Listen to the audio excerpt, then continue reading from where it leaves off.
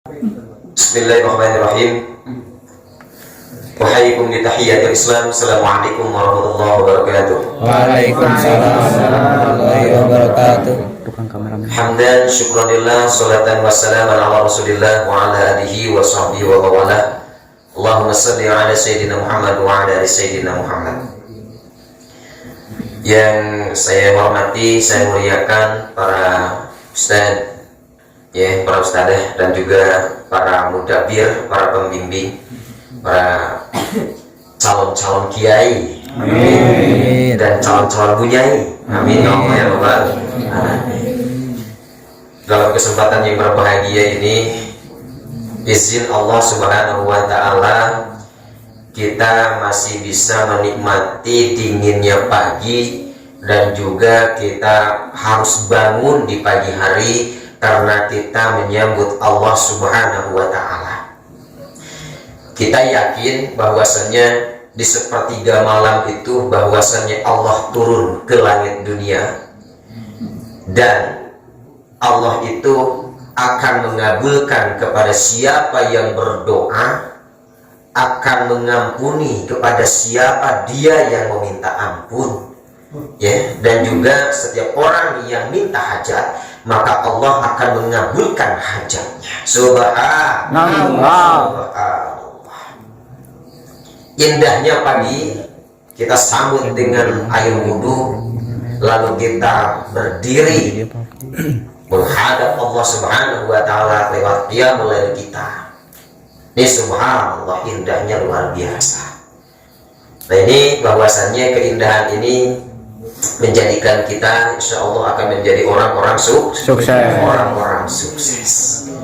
Amin ya Allah ya Rabbal Alamin. Pagi ini ada 3 kata yang ingin saya sampaikan.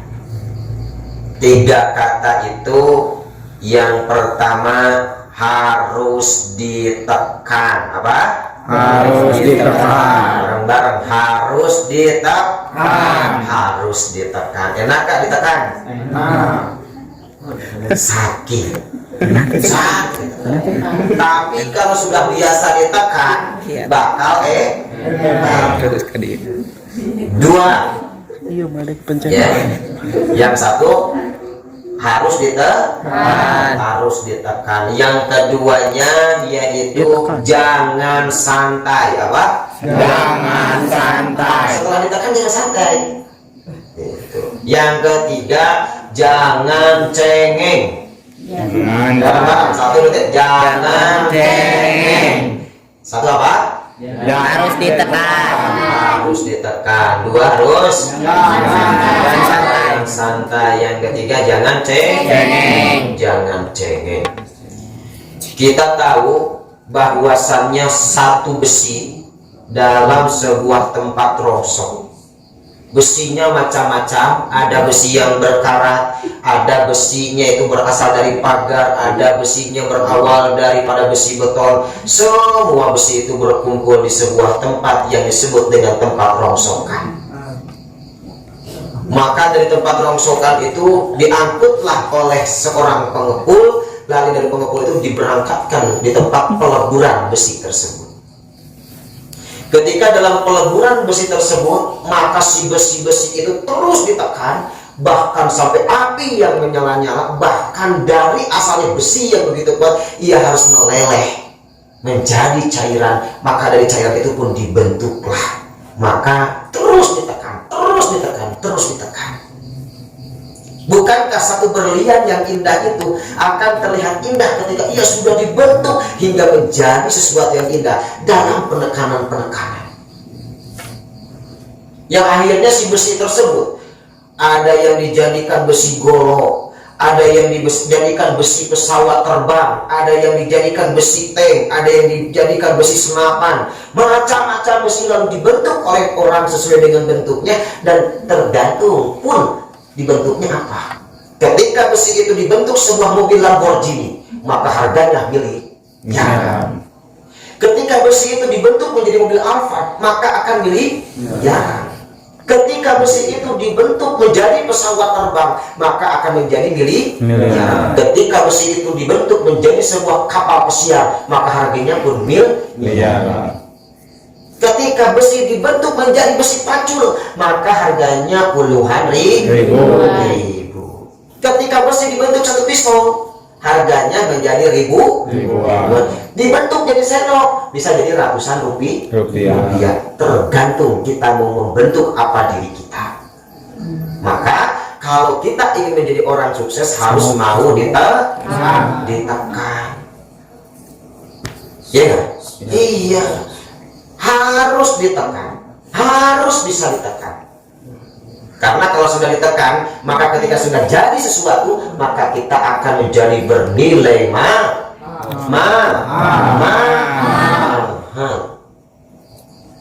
Kita tahu bahwasannya Rasulullah Shallallahu Alaihi Wasallam dan para Rasul ulul azmi terkenal dengan ulul azminya itu karena penuh dengan tekanan. Kita ini santriwan, santriwati pun sama, harus punya tekanan. Bagi bapak-bapak, ibu-ibu yang kebetulan sedang live di Facebook ataupun juga di YouTube, dan juga bapak ibu sekalian yang mendengarkan di rumah masing-masing, maka ketika tidak ada tekanan kita harus mampu menekan diri. Enak-enak tidur jam segini, enaknya kita berselimut, selimut yang tebal, berselimut bergulingkan yang enak, ke depan berguling. Kita menganyam mata kita di balik tempat tidur kita. Tapi bagi orang-orang sukses, ciri-ciri orang sukses, saya nggak boleh tidur.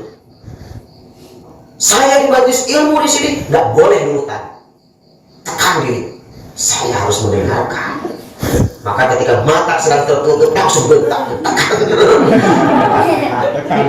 Tekan ya. Coba kita bangun di sepertiga malam, kan gitu.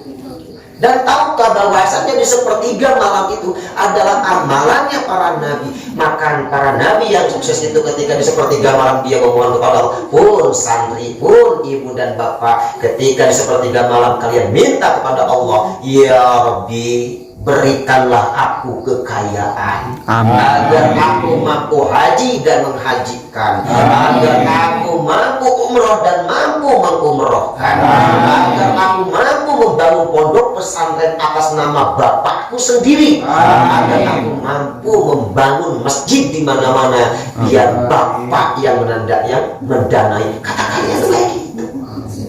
Maka tekan diri kita, ya. Ketika yang lain sedang tertidur lelah, kita bangun di sepertiga malam, Allah turun ke langit bumi, lalu mengabulkan doa-doamu. Doa itu dikabulnya ada yang instan, ada yang pertengahan, ada yang nanti. Tapi kita yakin setiap ungkapan doa yang kita sampaikan itu akan berbuah hasil. Rasul ulul azmi, mereka rasul-rasul pilihan. Bukankah kita tahu Nabi Nuh usianya 980 tahun dan dia berdakwahnya selama 500 tahun, umatnya cuma sekian gelintir orang. Yang pada akhirnya Nabi Nuh berdoa kepada Allah, ya, meminta agar umatnya itu semakin banyak, tapi yang ada seperti itu. Bahkan ketika itu Nabi Nuh membuat bahtera dan dikatakan bahwasannya Nuh sudah gila. Masa di tengah-tengah di atas gunung bikin nahoda, bikin perahu, kan sesuatu yang aneh. Yang ketika itu Nabi Nuh pun bahkan yang menjadi istrinya pun, istrinya tidak taat kepada suaminya, anaknya pun sama yang bernama Kan. Penuh dengan tekanan dari masyarakat. Jangankan saja daripada masyarakat, istrinya tidak soleha. Maka ketika istri yang tidak soleha akan melahirkan anak yang tidak soleh. Makanya nih, teteh-teteh di sini, ibu-ibu di sini yang sedang melihat atau juga live siaran langsung, maka persolehlah diri kita agar kita menghasilkan anak generasi-generasi yang soleh dan soleha. Itu Nabi Nuh. Lalu siapakah Rasul yang kedua, Rasul ulul azmi, Rasul pilihan, yaitu Nabi Ibrahim. Bagaimana Nabi Ibrahim ketika itu sampai dia dibakar karena mengembankan risalah, ya, untuk berdakwah, penuh dengan kesabaran, Maka Nabi Ibrahim terkenal dengan kesabarannya, penuh dengan tempaan, penuh dengan tekanan, yang pada akhirnya Nabi Ibrahim itu alhamdulillah menjadi Rasul pilihan, Rasul Azmi karena kesabarannya, maka akan berbuah hasil. Dan ketika itu pun umat-umat di antara kerajaan itu pun mereka hancur. Yang ketiga siapa? Satu Nabi Nuh, dua Nabi Ibrahim, ya, tiga Nabi Musa. Tidakkah kita tahu bahwasannya Nabi Musa itu berhadapan dengan raja yang sangat bengis, raja yang mengaku dirinya Tuhan? Siapa? Fir'aun. Hingga Nabi Musa ketika berdakwah, ia dikejar-kejar mau dibunuh beserta umatnya.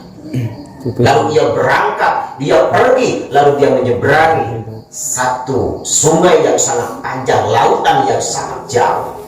Dan ketika itu pun Nabi Musa dengan tongkatnya membelah lautan, lalu lautan terbelah dan Nabi Musa beserta umatnya itu pun bisa berjalan. Dan akhirnya Fir'aun pun beserta bala tentaranya pun terkena ataupun juga kakerem yang di dalam lautan, Laut Merah. Lalu kita tahu lagi Rasul pilihan yang selanjutnya, Rasul Azmi, itu adalah Nabi Isa. Kita tahu bahwasannya Nabi Isa pada saat itu mau disalib, dikejar-kejar oleh pada kaumnya pada saat itu. Bahkan Nabi Isa ketika itu sudah mau ditangkap, ada satu di antara umatnya Nabi Isa itu, dia yang zolim, dia yang ingkar, yang namanya Yudas Iskariot.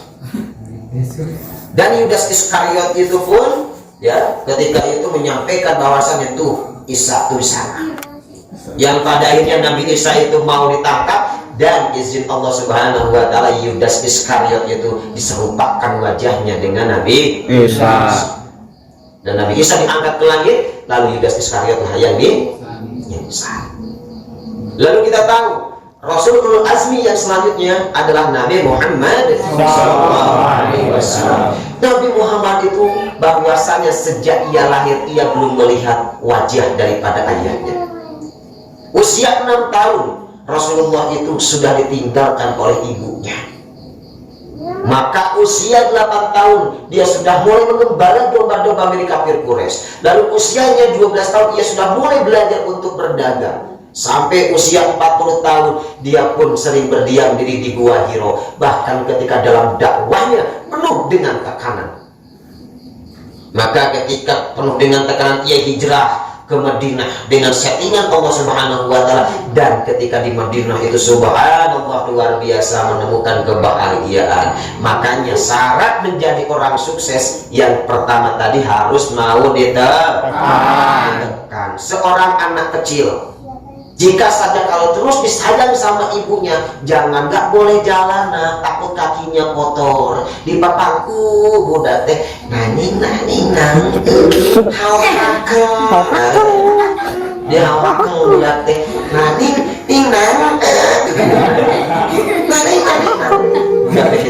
misalkan kalau nggak boleh kakinya ke kotor-kotoran, maka anak itu pun akan lama dia jalannya. Seorang anak yang didatangkan ke pondok pesantren, dia harus mau hidup dalam tekanan. Kata kiainya, kamu harus ngapalin 30 juz. Lalu kalian datang ke orang tua, aku nggak betah nih di pesantren, makannya nggak enak, boboknya dingin, setiap hari dimarahin ustaz karena telat mah. Kalau orang tuanya itu orang tua yang sayangnya dulang, udah nak kamu pulang ke rumah ya, boboknya di sini, selimutnya ini bonekanya.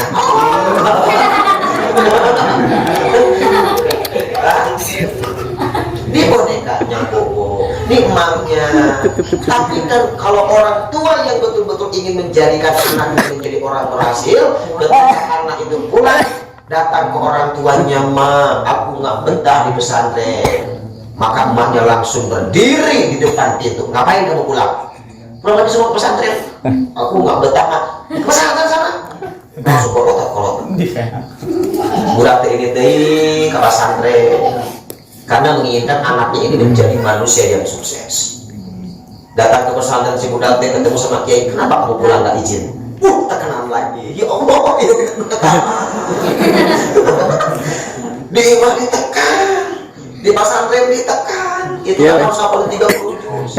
Terapal bingung. Gitu. Akhirnya datang lagi ke rumah, cari lagi alasan, beribu alasan. Makannya nggak enak, maknya udah berdiri lagi di depan pintu. Ngapain lagi kamu pulang ke rumah? Kan kamu di pesantren. Makannya nggak enak. Bawa daging. Balik dari dahan ayah. Itu emak yang betul-betul ingin menjadikan anaknya sukses. Tapi kalau orang tuanya itu yang nyahir berlebihan, tidak ingin mendidik anaknya sukses, ya udah nak, yuk pulang nanti. Nah, kamu saya titipkan ke rumah makan Padang, biar kamu makan di Padang aja. Dititipin ke rumah Padang. Ini kasih handphone kamu goput aja, goput. Padang. Tapi kalau orang tua yang pengen anaknya sukses, kamu yang ada di pesantren makan tuh tempe, tahu, kangkung. Sekalinya kita dapetin makanan enak tiap malam Selasa. Ada ada buah-buah. Makanya kalau anak santri itu bahasanya yang pertama itu tadi apa? Harus mau ditekan. Yang kedua itu apa? Jangan santai. Kita nggak santai. Aku harus beresin 30 juz. Lain di pesantren tempas kapani ke ngarengkol si koboy rasep ngarengkol pano teler nyonyo botol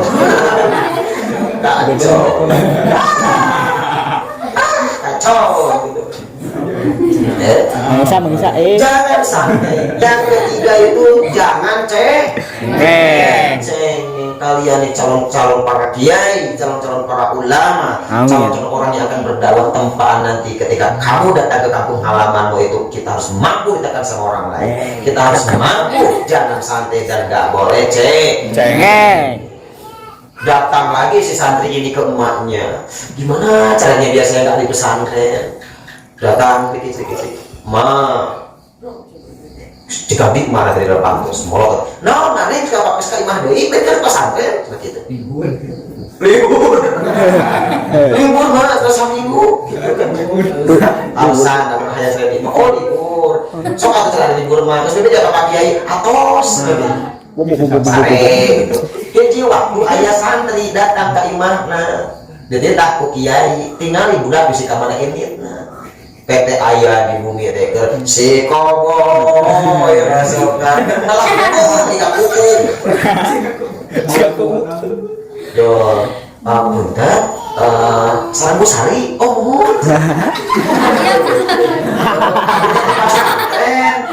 di pesantren Dupi Ali Fajar Sugi Saputra ayah di dia ya saya setuju libur gitu sudah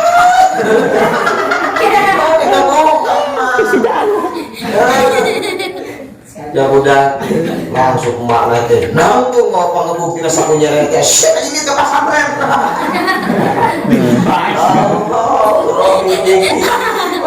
Ki roti dibahas ini ke pesantren mana yang menyebut nah itulah tanda-tanda orang sukses itu salah satunya adalah tidak mau ditekan saat duhur orang lain nyantai-nyantai kita langsung ambil air wudhu siap langsung berangkat ke masjid kita laksanakan sholat berjamaah tekan diri kita ya Allah aku akan menghadapmu awal waktu ketika yang lain tidak awal waktu aku harus awal waktu di pesantren telat dikit kena hukuman tazir kenapa kamu telat berjamaah AIO iya sudah kamu baca juz 30 baca juz 30 ke kolam ya jual asar yang lain itu main ada yang main games ada yang jalan-jalan ada yang memotoran gitu kan ada yang trek-trekan kita di pesantren habis asar ngapalin Al-Quran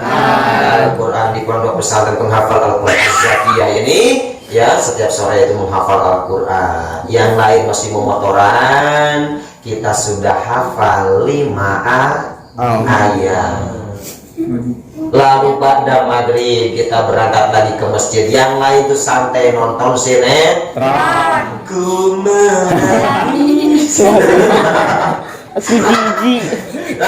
Seperti Indonesia. Gigi. Tabakan aku akhirnya ya. Indonesia. Maka kita menjalani sholat maghrib. Lalu kita ngaji nambah lagi hafal. Yang lain masih nonton TV, kita sudah nambah lagi 5 ayat. Lalu jam 7 nonton film RCTI yang ada Elsa di dalamnya. Film apa namanya? Ikatan Cinta. Nonton Ikatan Cinta. Tapi anak santri itu langsung dia bukan bangun, berangkat ke tempat ngaji dengan Pak Kiai, nambah ilmu tafsir. Coba jangan jangan cengeng. Ini generasi sukses. Orang sukses itu dia orang yang ingin menekan dirinya, ya. Anak-anak nih di rumah beda. Kalau misalkan seorang anak nih hoyong jajan, kemarin kemarin langsung jajan. Tapi kalau orang tuanya neken sama anaknya, nih pengen jajan, kamu pengen jajan, nyapu dulu sana. Burak nyapu, gelap beres nyapu, nih uang jajan. Berapa yang dijadi? Nih pengen jajan tuh kumahan wadah nggak dijir aja jajan. Nah, udah beres rumah wadah, lalu uang jajan. Sorenya mau ngaji nih, pengen bekal. Sini kamu mana hafalan, ya? Karena dulu sudah pernah mak kasih duit. Subhanallah, tekan anak-anak kita itu jangan sampai orangnya hati nih. Nah, makanya bapak itu sama anak-anak itu kalau jadi sukses. Makanya pagi-pagi itu biasanya kalau nggak ada santri itu suruh ngepel, kakang suruh ngubah wadah, ya. Artinya menanamkan rasa tanggung jawab. Nanti akhlak kita melakukan kaca, misalkan gitu kan. Ini bakal boleh. Kasih tugas dong, ya kasih tugas. Nih buat ibu-ibu di rumah jangan sampai kepada anak itu dibiarin nyusul dipanggil kurang. Jangan. Anak udah mulai SMP, udah mulai kelas 4 SD, nyusul sendiri. Yuk nyusul sorangan. Maybe bisa agar dia kelak menjadi orang sukses. Insya Allah. Salah satu kunci sukses itu bahwasanya kita harus mau ditekan. Karena orang-orang dalam tekanan itu akan menjadi sukses. Sebuah sekolah yang dulunya sekolah itu penuh dengan tekanan, masyarakat kurang percaya, ya, masyarakat kurang ini, kurang itu, bahkan disebut sekolah itu adalah sekolah yang beranda, yang pada akhirnya di dalamnya itu kita perbaiki, dan insya Allah sekolah ini akan menjadi berkelas internasional. Yang dulu terkenal muridnya bandel-bandel, sekolah itu, pesantren itu sekarang berbenah diri dari dulu dan insya Allah berkelas internasional. 2024 Pondok Pesantren Penghafal Al-Quran Az-Zakiyah ini akan berkelas internasional. Amin ya rabbal alamin. Nah, begitulah bahwasanya kita kalau ingin menjadi orang berhasil, orang sukses, harus mau ditekan. Yang kedua apa? Jangan malas. Jangan santai. Waktu ngaji kita pergunakan untuk ngaji. Waktu sholat kita pergunakan untuk sholat. Jangan waktu ngaji digunakan buat makan. Bukannya waktu ngaji dipakai buat bobo. Waktu bobo dipakai buat ngobrol. Waktu ngobrol dipakai buat Nah, jadi bahwasanya mudah-mudahan pagi ini buat Bapak Ibu sekalian yang di rumah, kalau ingin menjadikan diri kita sukses, maka kita harus mampu menekan diri sendiri. Harus ada target tekan. Kenapa nggak sukses? Maka kita harus mampu mengevaluasi diri, tekan diri kita. Aku harus sukses, aku harus berhasil, aku harus sukses, aku harus berhasil. Kalian punya proposal kan? Punya proposal kan? Sudah bikin cita-cita dalam proposal kan? Sudah. Itu tidak akan terlaksana kalau kalian tidak ada tekanan. Tekanin, ya, target itu bagian dari tekanan kan? 2022 aku harus umroh, aku harus haji, tekan sekarang. Gimana caranya? 2022, 2021 saya harus beli rumah. Tekan kita. Nih, kita harus beli rumah. Minta sama Allah. Ikhtiar, minta sama Allah. Ikhtiar, minta sama Allah. Ikhtiar. Yang kayak mobil. Ya.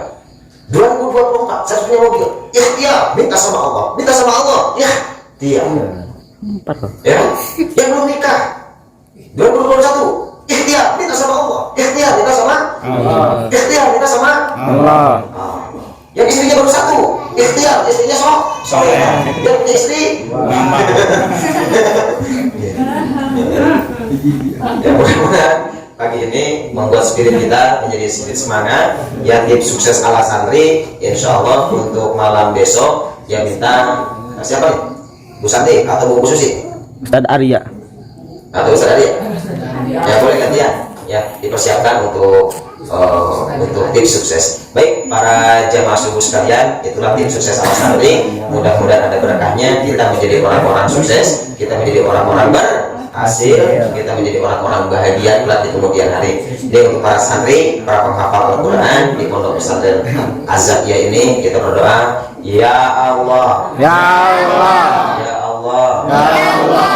ampuni dosa kami, Ampuni dosa kami. jadikan kami orang soleh dan soleha. Jadikan kami orang soleh dan solehah. Berhasilkan kami ya Allah, Berhasilkan kami ya Allah. sukseskan kami ya Allah, Sukseskan kami ya Allah. jadikanlah kami para ustadz dan ustadzah Jadikanlah kami para ustadz dan ustadzah yang punya pondok pesantren, yang punya pondok pesantren, cabangnya di mana-mana, cabangnya di mana-mana, jadi pengusaha sukses, jadi pengusaha sukses, cabangnya di mana-mana, cabangnya di mana-mana, dan juga ya Allah, jadikan pondok pesantren ini jadikan pondok pesantren ini berkelas internasional, berkelas internasional, gedungnya mewah, gedungnya mewah, gedungnya megah, gedungnya megah, tempat tidurnya ada AC-nya. tempat tidurnya ada AC-nya. Amin ya Allah ya Rabbal Alamin. Alamin ya. Turun buat semuanya untuk selanjutnya untuk kita tampilkan santri kita yaitu Yahman Iki untuk memimpin surat Yasin, Ar-Rahman, Al-Waqi'ah dan juga Al-Mulk. Silakan kita mohon ya, mudah-mudahan manfaatnya. Assalamualaikum warahmatullahi wabarakatuh. Waalaikumsalam warahmatullahi wabarakatuh.